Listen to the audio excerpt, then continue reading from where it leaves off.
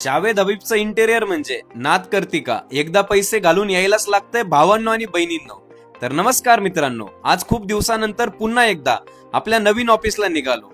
कृष्णा भाऊंनी काढली आपली black beauty आणि आम्ही पोहोचलो ऑफिसला. पण दिवाळीचा माहोल काय संपला नव्हता राव, कारण खूप गर्दी होती. मग आलो ना भाऊ आपल्या नवीन ऑफिसला आल्यावर बाप्पांचं आणि बाबांचं दर्शन घेतलं. मी ज्या केबिन मध्ये आलोय ना मित्रांनो, ती माझ्या स्वप्नातली केबिन होती आणि आज त्याच केबिन मध्ये बसून मी काम करतोय. खूप दिवसानंतर ऑफिसला आल्यामुळं पहिल्यांदा सगळ्या एचओडी ची मीटिंग घ्यायला सुरुवात केली. पहिली मीटिंग केली प्रतीक सोबत, दुसरी मीटिंग केली नितीन सोबत. मग काय त्यात माझे काही स्टुडंट मला भेटायला आले, त्यांच्याशी गप्पा मारल्या. नंतर तिसरी मीटिंग गौरव सोबत केली. मग सहज वर्किंग स्टेशनला फेरफटका मारला आणि आमची टीम नवीन ऑफिस मध्ये खूप उत्साहाने काम करते. मग चौथी मीटिंग केली किरण सोबत.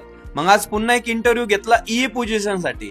ते सुरू असतानाच आमचे फ्रँचायझी ओनर भेटायला आले. पाचवी मीटिंग केली विशाल आणि अभिषेक सोबत. नंतर 6वी मीटिंग केली जागरी प्रीमिक्सच्या एक्सपोर्टच्या रिलेटेड, कारण भारतातला नंबर 1 जागरी प्रीमिक्स आता लवकरच परदेशात देखील पाठवायचा आहे ना भाऊ. मग काय आले आमचे दशरथ मामा, त्यांनी आम्हाला छान भक्ती शक्तीची मूर्ती भेट दिली. मग त्यांना देखील मस्तपैकी ऑफिस दाखवलं. त्यानंतर चहा मारला. मग काय पवन सोबत मीटिंग झाली.